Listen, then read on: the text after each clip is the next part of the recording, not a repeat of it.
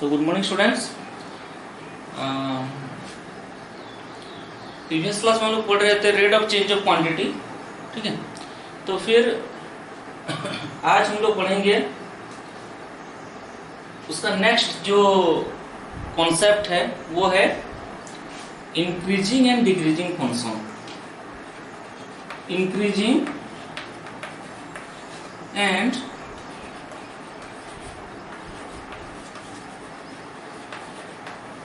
Decreasing function.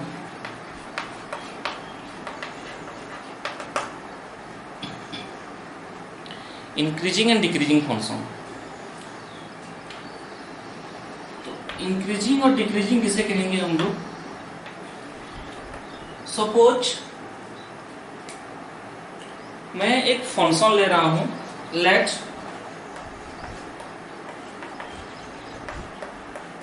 fx is a function which is equal to suppose x square। suppose fx equal to suppose x square होगा, ठीक है। तो क्या हो रहा है,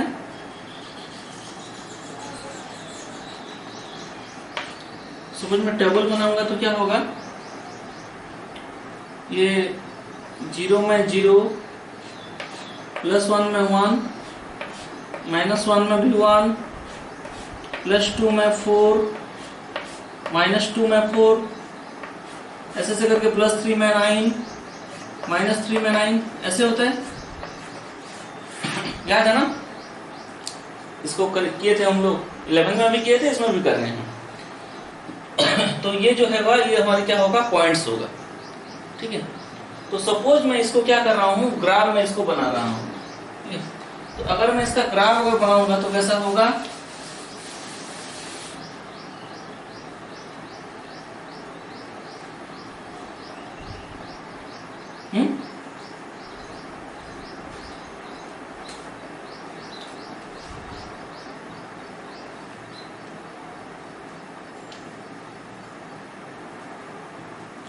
अगर मैं इसका ग्राफ अगर बनाऊंगा तो क्या होगा, graph, the graph will be like this.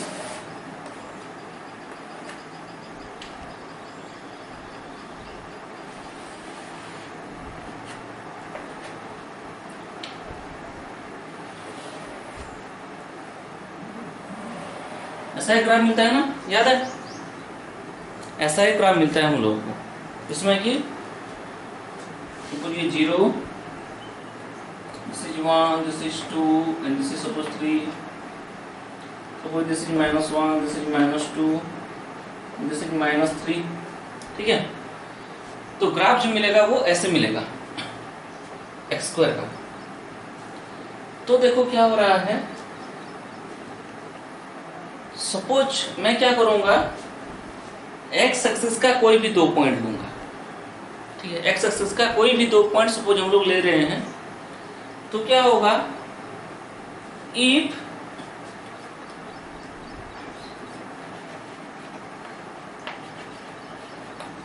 x1 x2 से छोटा हो रहा है, सपोज क्या हो रहा है, मैं इसमें -2 और -1 लूंगा, -2 -1 से छोटा है, ठीक है। तो जब x का वैल्यू -2 हो रहा है, then the value of fx at the time is 4, ऐसा मिलेगा ना। x और fx होता है, जब x का वैल्यू -2 हो रहा है तो fx का वैल्यू कितना होगा, 4 होगा। जब x का वैल्यू -2 हो रहा है तब उस टाइम fx का वैल्यू कितना होगा, सॉरी -1, तो fx का वैल्यू हो रहा है +1 उस टाइम, है कि नहीं।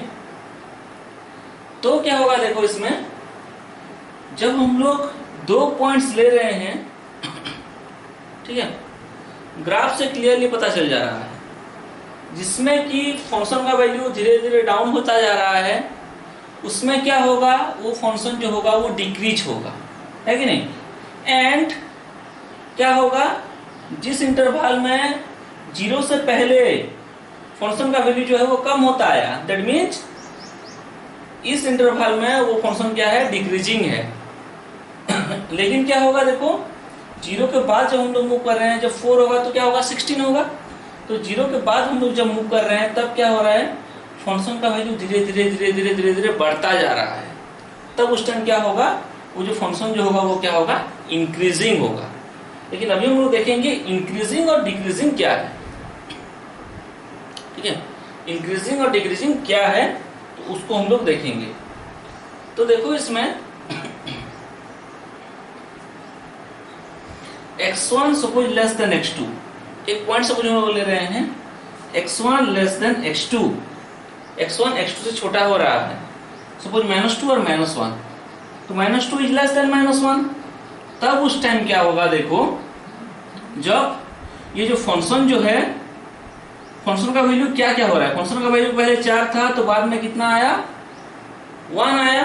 तो फंक्शन का वैल्यू जब डिक्रीज जब करेगा, फंक्शन का वैल्यू जब डिक्रीज जब करेगा, then we can say that it is a decreasing function. हम लोग क्या बोल सकते हैं उसको, डिक्रीजिंग फंक्शन बोल सकते हैं। इसमें देखो राइट साइड में जब फंक्शन का वैल्यू सपोज 2 है तो 2 में वो क्या होगा, फंक्शन का वैल्यू होगा 4 and at the point of 3 the value of function is 9। तो जब हम लोग मूव किए 2 से 3 तक, तब क्या हो रहा है, फंक्शन का वैल्यू चेंज हुआ 4 से 9 तक, है कि नहीं। तो फंक्शन का वैल्यू भी बढ़ा। जब x जब बढ़ रहा है, फंक्शन का वैल्यू जब बढ़ेगा तब उस टाइम क्या होगा, वो इंक्रीजिंग होगा। x का वैल्यू जब बढ़ेगा, फंक्शन का वैल्यू जब क्या होगा, डिक्रीज होगा। 4 से 1 आया तो क्या होगा, उस टाइम फंक्शन का वैल्यू जो होगा वो डिक्रीज करेगा। लेकिन इसमें क्या है, तुम्हारा 4 चीज है, एक है स्ट्रिक्टली इंक्रीजिंग, एक है स्ट्रिक्टली डिक्रीजिंग, एक है ओनली इंक्रीजिंग और डिक्रीजिंग। ठीक है, तो उसमें क्या है, डिफरेंस क्या है, ये चीज हम लोग इसमें देखेंगे। ओके, तो देखो पहले इंक्रीजिंग और डिक्रीजिंग क्या है, वो चीज को हम लोग पहले समझ जाएं, उसके बाद हम लोग देखेंगे कि उसमें डेरिवेटिव्स का जो यूज है वो कैसे हो रहा है। सपोज क्या करूंगा मैं अभी, टोटल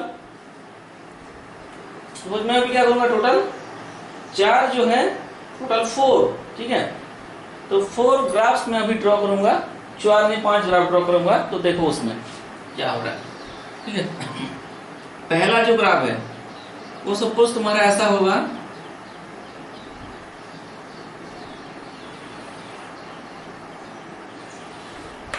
ये suppose x axis y axis है,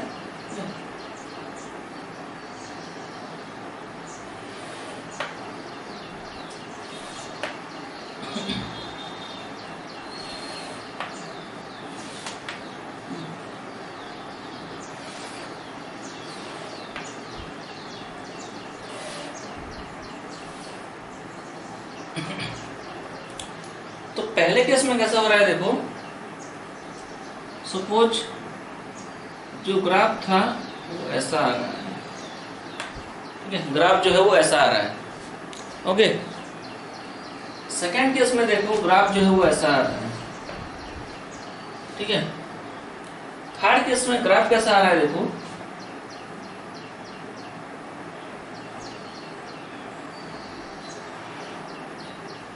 ठीक है, ऐसा आ रहा है सपोज। ओके,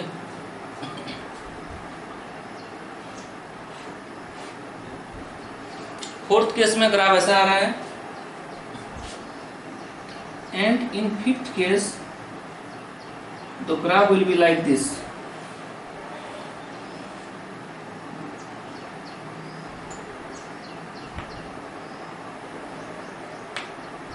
सपोज ऐसा आ रहा है। ओके, तो पहले में देखो अकॉर्डिंग टू द ग्राफ, ठीक है, तो पहले में जो फंक्शन जो हुआ है वो क्या किया है, खाली इंक्रीज किया है ना।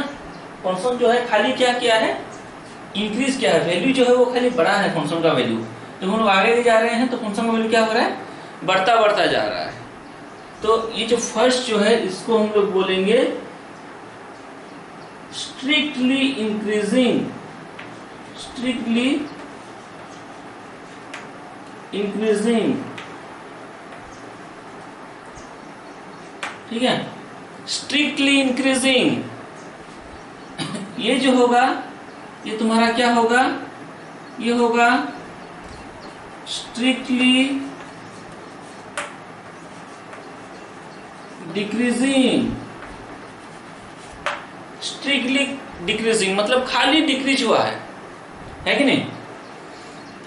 ये जो है ये क्या होगा, थोड़ा सा इंक्रीज हो गया, फिर वैल्यूज कुछ सेम रह गया, फिर से इंक्रीज हो गया, तो ये क्या होगा, खाली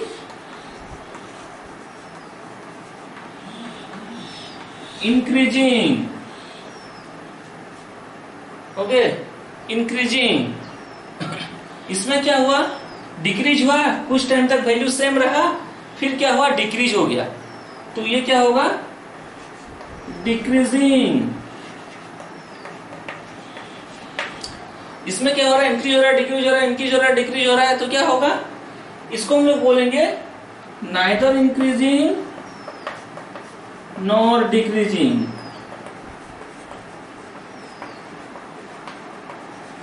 नाइदर इंक्रीजिंग नॉर डिक्रीजिंग। ठीक है, तो फिर इसमें तुम लोग देखो जब इसका केस जो होगा वो कैसा होगा, ठीक है, इसका जो केस जो आ रहे हैं वो कैसे कैसे आ रहे हैं। देखो इसमें सपोज, देखो इसमें जो है suppose x1 less than x2 है, x1 less than x2 means हम लोग क्या कर रहे हैं, इधर एक पॉइंट ले रहे हैं, ये सपोज है हमारा x1 और ये सपोज है हमारा x2, ठीक है। तो x1 लेस देन x2, तो इसमें क्या हो रहा है, देखो कोई भी दो पॉइंट अगर लेंगे जिसमें कि x1 x2 से अगर छोटा होगा तब उस टाइम क्या होगा, तो x1 तो ये fx1 होगा और यहाँ पे क्या होगा, ये fx2 होगा, यहाँ पे ये fx1 और ये fx2, तब उस टाइम क्या होगा, when x1 is less than x2 this implies that fx1 is less than fx2। ये इसका केस है, when x1 is less than x2 then fx1 is less than fx2, ये उसका केस होगा। किसका, जब इंक्रीजिंग हो रहा है तब ये उसका कंडीशन है कि when x1 is less than x2 then fx1 must be less than fx2। सभी में ऐसा होगा। देखो अगर इंक्रीज हो रहा है तो स्ट्रिक्टली इंक्रीज हो रहा है तो ठीक है। इसमें क्या होगा, जब डिक्रीज हो रहा है, इसमें जब डिक्रीज हो रहा है तब क्या होगा, कोई भी दो पॉइंट ले लें तो पहले पॉइंट में फंक्शन का वैल्यू ज्यादा होगा और दूसरे पॉइंट में फंक्शन का वैल्यू क्या होगा, उस टाइम कम होगा। तो क्या होगा, इसमें क्या होगा, when x1 is less than x2 this implies that पहले में क्या होगा, फंक्शन का वैल्यू ज्यादा होगा और दूसरे में फंक्शन का वैल्यू क्या होगा, कम होगा। then fx1 is greater than fx2, ये होगा स्ट्रिक्टली डिक्रीजिंग का कंडीशन। इस टाइम क्या हो रहा है, फंक्शन का वैल्यू स्ट्रिक्टली डिक्रीज कर जा रहा है, ठीक है। इंक्रीजिंग में क्या हो रहा है, देखो सपोज मैं x1 को यहां लूंगा, ठीक है, और x2 को यहां साइड में ले रहा हूं, तब क्या होगा, fx1 ऑब्वियसली fx2 से छोटा होगा, ये चीज तो पक्का है। लेकिन क्या होगा, सपोज मैं x1 को यहां लेके x2 के भी यहां ले रहा हूं, तब क्या होगा, उस टाइम fx1 और fx2 दोनों क्या होंगे, दोनों fx1 और fx2 का वैल्यू सेम होगा। तो इसमें दो कंडीशन आ सकते हैं, एक है when x1 is less than x2 then fx1 is equal to fx2 और fx1 is less than fx2। दो चीज हो सकता है ना, कि fx1 और fx2 इक्वल हो सकता है जब क्या होगा, x1 x2 यहाँ और यहाँ रहे सपोज, और fx1 is less than fx2 कब होगा, जब x1 सपोज यहाँ और x2 सपोज यहाँ रहेगा, है कि नहीं। तो वो x1 और x2 के पोजीशन के ऊपर डिपेंड करेगा कि फंक्शन का वैल्यू इक्वल हो रहा है कि पहले फंक्शन का वैल्यू जो जिसमें छोटा पहले पॉइंट में और सेकंड पॉइंट में बड़ा हो रहा है। तो क्या करेगा, वो डिपेंड करेगा कि वो पॉइंट जो है वो कहाँ पे है। तो इस टाइम क्या होगा, इंक्रीजिंग में जब x1 लेस देन x2 हो रहा है, x1 less than x2, this implies that उस टाइम क्या होगा, fx1 का वैल्यू उससे छोटा भी हो सकता है fx2 से, या फिर fx2 के साथ इक्वल भी हो सकता है।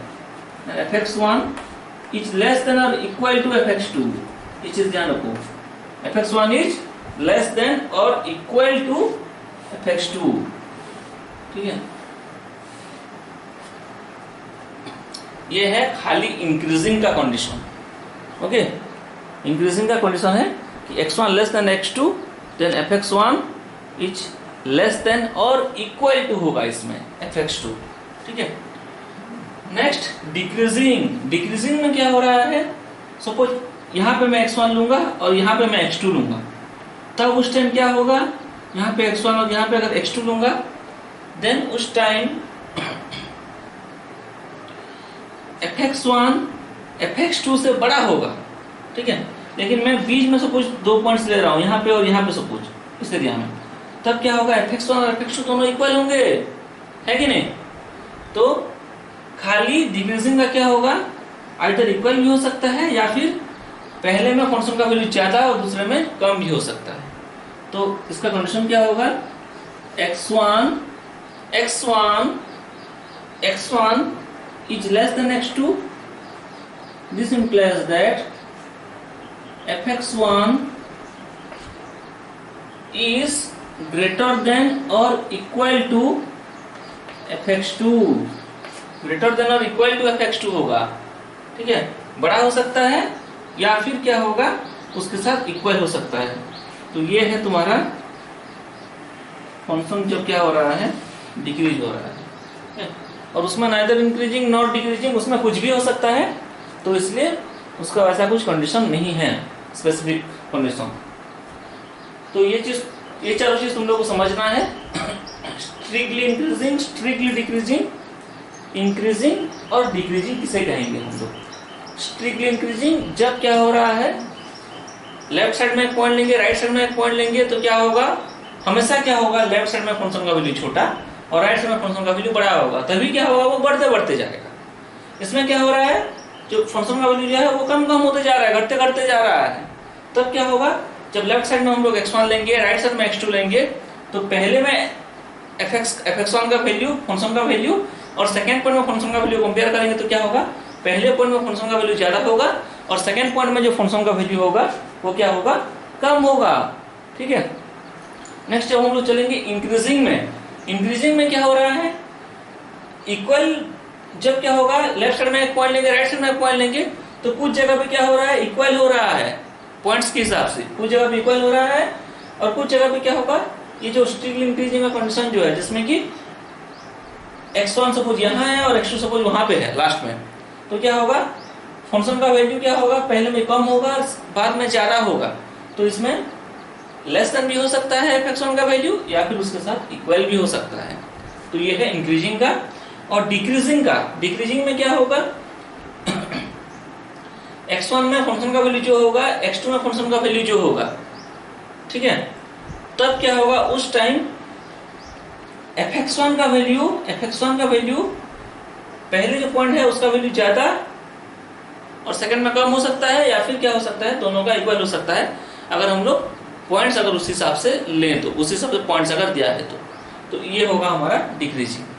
तो स्ट्रिक्टली इंक्रीजिंग में खाली इंक्रीज करेगा, इक्वल कभी नहीं होगा। स्ट्रिक्टली डिक्रीजिंग में खाली डिक्रीज करेगा, इक्वल कभी नहीं होगा उसमें। इंक्रीजिंग में बढ़ सकता है या फिर इक्वल हो सकता है कुछ पॉइंट्स में, और डिक्रीजिंग में कम हो सकता है फंक्शन का वैल्यू धीरे धीरे करके, या फिर इक्वल हो सकता है कुछ पॉइंट्स में।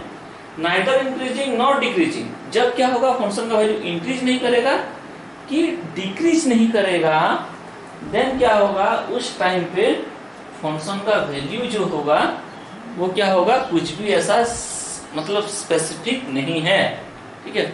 तो ये है नाइदर इंक्रीजिंग नॉट डिक्रीजिंग का। तो ये एक बहुत इंपॉर्टेंट कॉन्सेप्ट है और बहुत ही बढ़िया कॉन्सेप्ट है।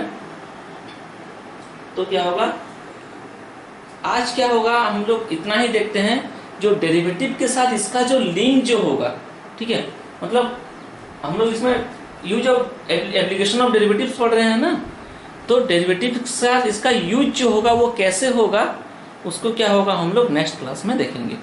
ओके।